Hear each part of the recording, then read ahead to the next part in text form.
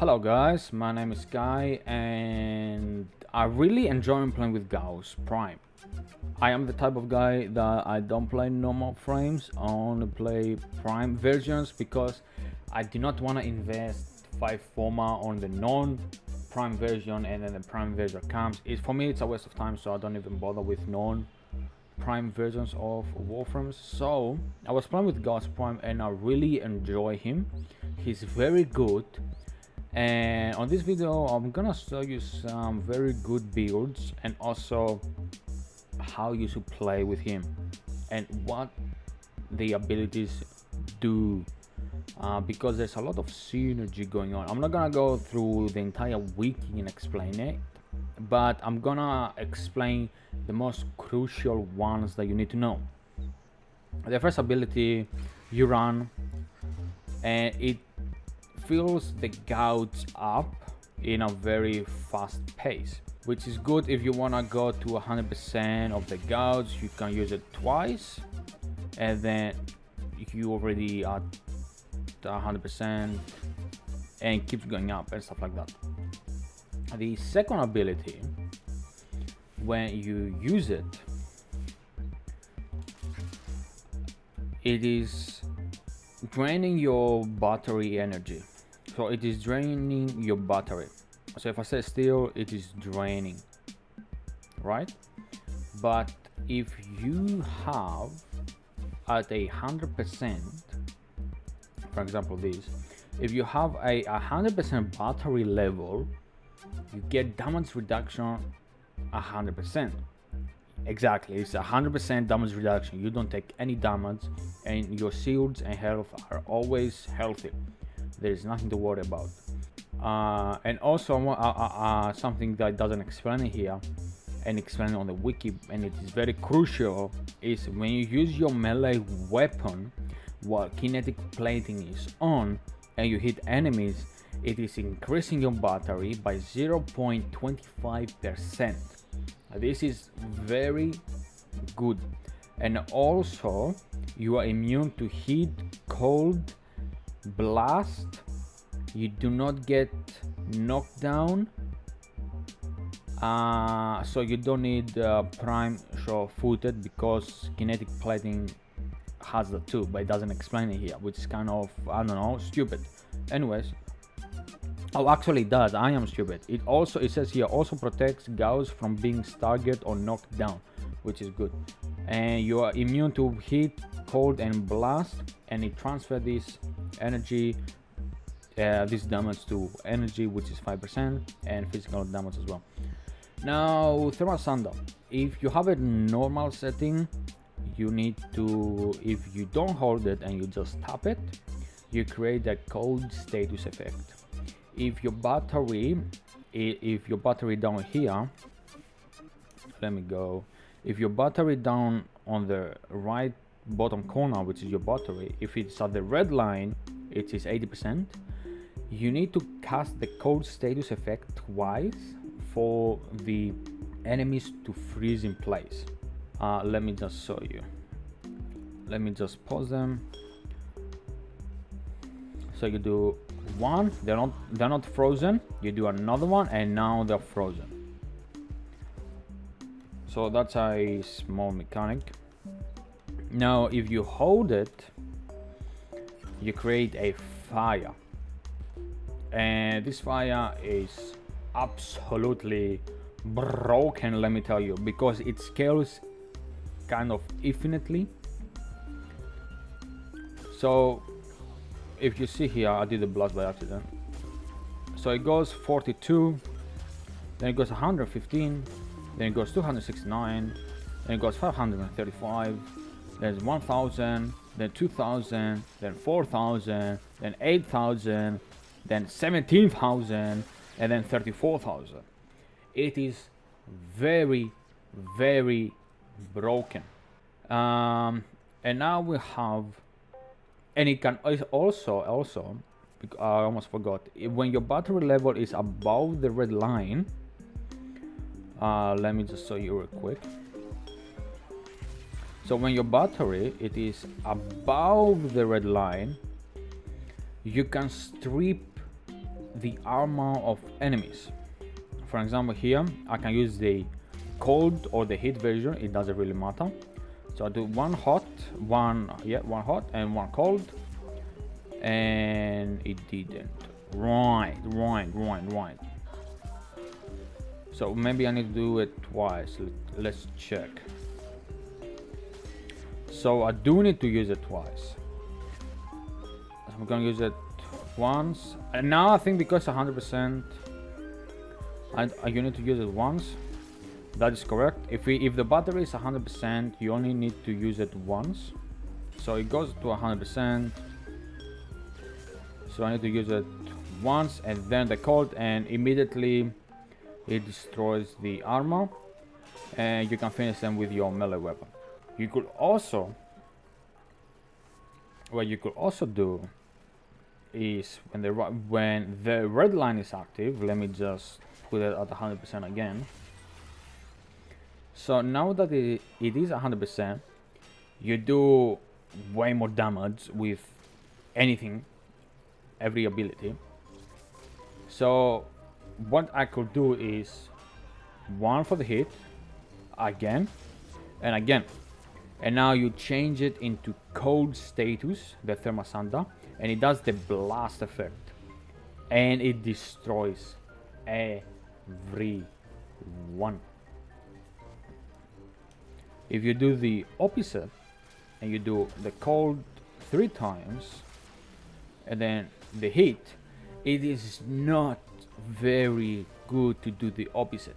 So it's better to do the heat 3 times and then you change it to cold to do a massive amount of damage.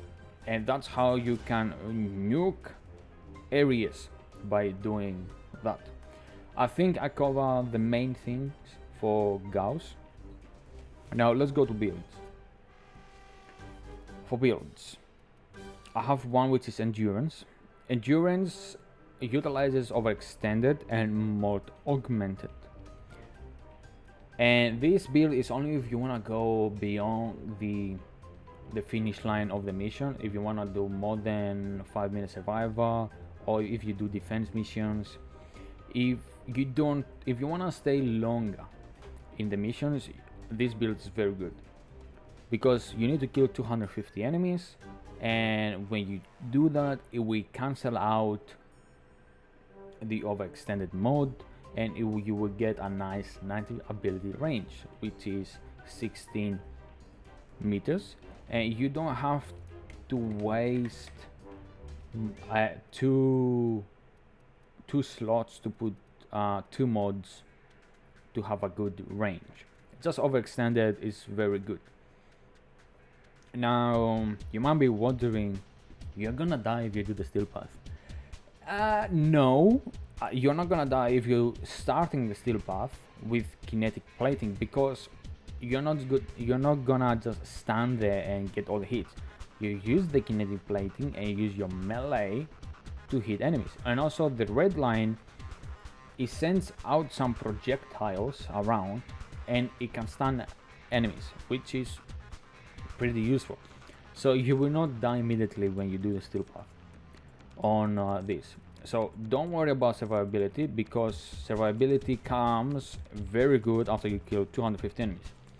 Now this is the build I was showcasing. Also, all the shards is ability duration. Gauss needs ability duration because the red line needs to be active all the time, and kinetic plating needs to be active all the time. There is no question about it. If they are not open all the time, don't use Gauss. So I am using this build. I am having my melee weapon. I'm gonna unpause them so you can see. Use the kinetic, also the red line. You can parry everything, so you can get some energy back. As you can see, I am max. And then you just go around and you kill enemies. You don't have to kill them, just hit them and they're getting stunned. And the red line gives you a lot of attack speed, and they are dying. As you can see, I am still alive. The kinetic plating doesn't have to be at 100%. Right now I am at around I was at around 35% damage reduction, so you're not gonna die that quick. And when the gods is at a maximum point, which is gonna be to 100%, you use Thermal Sandal, and then you destroy them by changing them to cold, then you do the blast, and then you have 34 seconds to mess around without to mess around with Thermal Sandal to all other enemies. So you don't have to worry about it, because I just killed 40 enemies, heavy gunners. I didn't really die, and it was kind of easy, to be honest. Now this one is a more normal, it's more friendly. You don't need more augmented. Gauss doesn't need any strength. At 100% strength, he's totally perfect, but he needs a lot of duration and a bit of range. Now with this build, everything's perfect. All you have is a little bit less duration. That's why if you have more efficiency, you get that nice 36% ability duration, which is pretty good. Now with this one, I'm not using narrow-minded because we don't want to reduce the ability range on this one.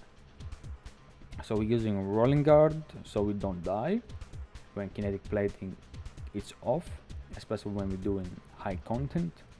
We use some duration, and here we also have a build range. Now if you don't want the range, you can remove it, for example. But if you see it's 30 meters, and Gauss signs when you use Thermal Sandal, his ability, because he's very useful. Now this build it's the same, but low duration and a bit of higher range compared to this one. So it's a lower duration, higher range. And we can also try it when we go to 100%. Let me just go to 100% first.